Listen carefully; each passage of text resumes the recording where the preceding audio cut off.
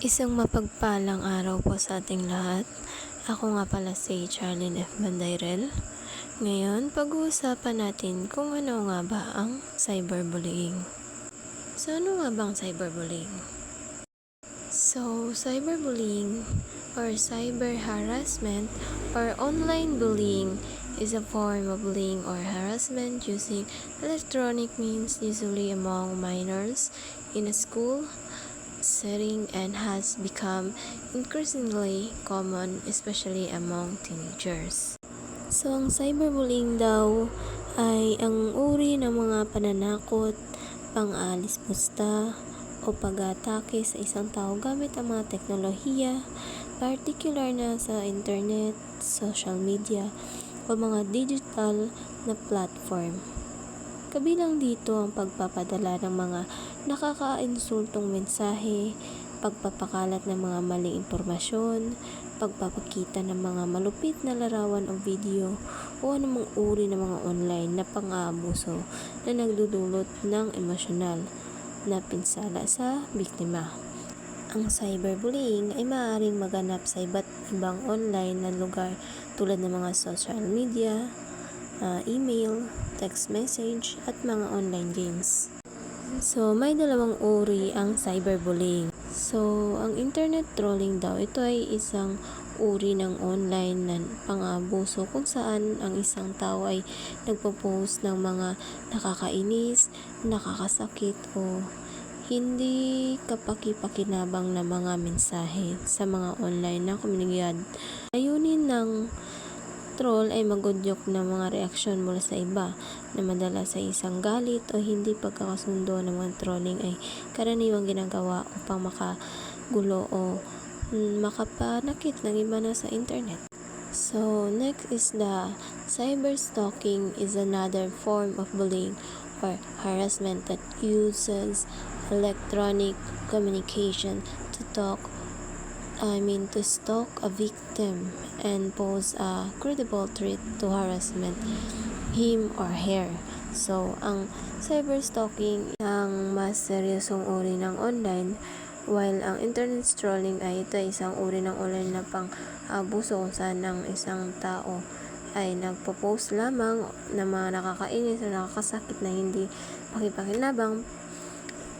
Ang cyberstalking ay isang mas seryosong uri o ito ay pinakaseryosong uri ng online harassment. Naglalayong maghasik ng takot at magdulot ng emosyonal na pinsala sa isang tao. So, sa cyberstalking, ang stalker ay ginagamit ang electronic o ng komunikasyon tulad ng mga social media, email, or text message upang patuloy na kanang manghimasok sa buhay ng biktima. So, ang layunin ng cyberstalker ay manggulo, maghasik ng takot o magbigay ng banta na maaaring magdulot ng stress at anxiety sa biktima. So, yan ang cyberstalking. So, ang parehong trolling at cyberstalking ay mga seryosong issue na nangailangan ng tamang aksyon mula sa mga otoridad o platform administrators upang protektahan ang mga biktima. So, next is application of bullying in school.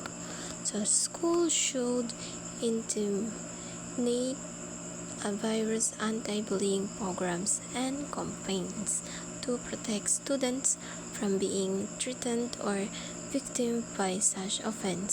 More so, teachers should be oriented and trained in handling bullying para maiwasan ang bullying sa loob ng paaralan. So, dapat ang mga guro ay dapat mag-organisa ng mga anti-bullying campaigns. So, maaaring maglunsad ang mga paaralan ng mga kampanya tulad ng mga seminars, workshop, o mga aktibidad na nagtuturo sa mga estudyante tungkol sa apekto ng mga bullying at kung paano ito iwasan o labanan.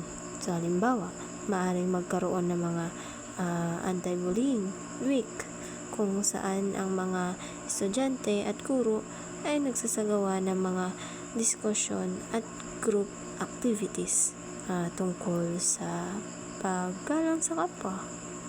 So, bilang guro, dapat tayo ay magiging isang modelo.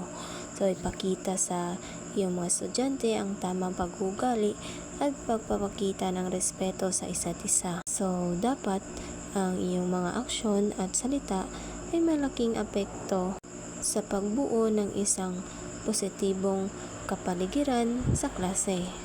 At dapat tayo ay magtakda ng mga malinaw na patakaran laban sa mga bullying para siguraduhin malinaw sa lahat ng estudyante ang patakaran ng paaralan patungkol sa mga bullying. So, dapat ay ipaliwanag ito sa klase at ipakita na ang bullying ay hindi tinatanggap sa loob ng paaralan. So, ngayon, dadako naman tayo sa internet safety. So, ano nga ba ang internet safety? So, ang internet safety or online safety or cyber safety means trying to be safe on internet. So, kaligtasan sa paggamit ng internet. Tayo tumutukoy sa mga hakbang at kasanayan upang maprotektahan ang sarili mula sa mga panganib na maaaring makaharap habang ginagamit ang internet. So, kasama rito ang mga hakbang upang maiwasan ang mga banta tulad ng cyberbullying, identity theft, online scams, at iba pang uri ng mga online na pang-aambuso. So, ang internet safety ay mahalaga upang mapanatili ang seguridad at privacy ng mga gumagamit, lalo na ng mga kabataan at mga estudyante. Ang internet safety, so maaari nating protektahan ang ating mga sarili at mga ibang laban sa mga online na panganib at matutunan ang mga tamang kasanayan sa pag-navigate sa digital sa mundo ng ligtas. So, next is information security. So, this sensitive information such as personal information, identity, and password are often associated with personal property and privacy and may present security concern if leaked. So, ang information security o seguridad ng impormasyon ay tumutukoy sa mga hakbang at kasanayan daw upang maprotektahan ang mga impormasyon mula sa mga hindi autorisadong pag-access o paggamit o pagbabago o pagkasira. So, ito ay mahalaga upang mapanatili ang integridad, maging confidential at availability ng impormasyon, lalo na sa mga organisasyon, negosyon at individual na may sensitibong data na kailangan protektahan. So, ito rin ay tumutukoy sa pagsisigurado sa mga impormasyon ay na-access lamang ng mga tao o organisasyon na may karapatan o pahintulot. Halimbawa, ang mga personal na impormasyon ng isang tao gaya ng pangalan, address at mga account details ay hindi dapat malaman ng iba. Hindi dapat malaman ng iba nang walang pahintulot mo. So, ang information security ay dapat mahalaga hindi lamang sa mga malalaking kumpanya at organisasyon kundi pati na rin sa mga individual upang protektahan ang kanilang personal na data mula sa mga banta sa digital na mundo. Ang wastong security measures ay nakakatulong upang naprotektahan ang mga sensitibong impormasyon mula sa mga cyber attacks, identity theft at iba pang uri ng online na panganib. So, may common cause or information security breaches. First is the phishing.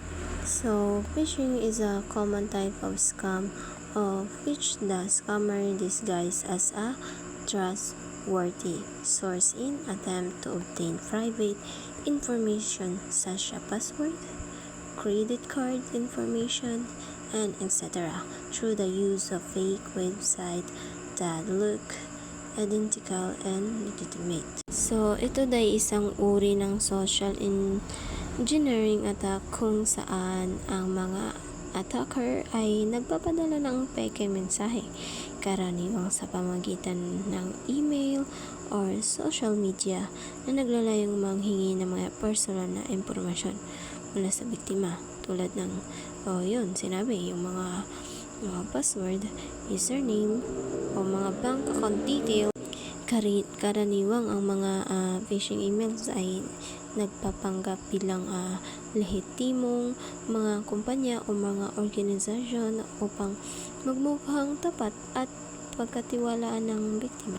Halimbawa na lang, sa empleyado ng isang kumpanya ay nakatanggap ng email sa nagpapanggap bilang kanilang IT department. So, sinabi ng email na kailangan nilang i-reset ang kanilang password para sa kanilang email account. So, naglaman ito ng link na magdadala sa kanila sa isang peking website na mukhang katulad ng kanilang tunay na portal. Nang mag-login sila sa peking site at ilagay ang kanilang impormasyon, ang mga attacker ay nakakuha ng kanilang username at password. So, next is the internet scams. So, these are scams that deceive the users in various ways in an attempt to take advantage of them. So, the internet scams daw ay ang mga internet scam ay mga peking alok, negosyo o transaksyon na naglalayong lokohin ang mga tao upang magbigay ng mga pera o personal na impormasyon. So, kasama dito mga lottery scams, investment scams o peking online stores. So, yan, sinabi ko, karaniwan ang mga scam ay gumagamit ng mga taktika upang magmukhang tapat at kapani-paniwala ang kanilang mga alok, kaya't madaling malinlang ang mga biktima. So, halimbawa, sa isang internet scams ay ang isang tao ay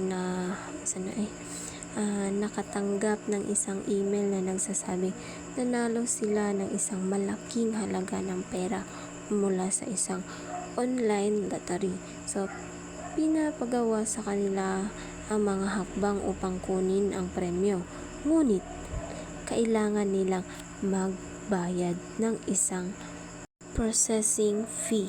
So, gamit ang kanilang bank account details nang magbigay sila ng impormasyon, nakuha ng mga scammer ang kanilang pera at nagkaroon ng access sa kanilang bank account.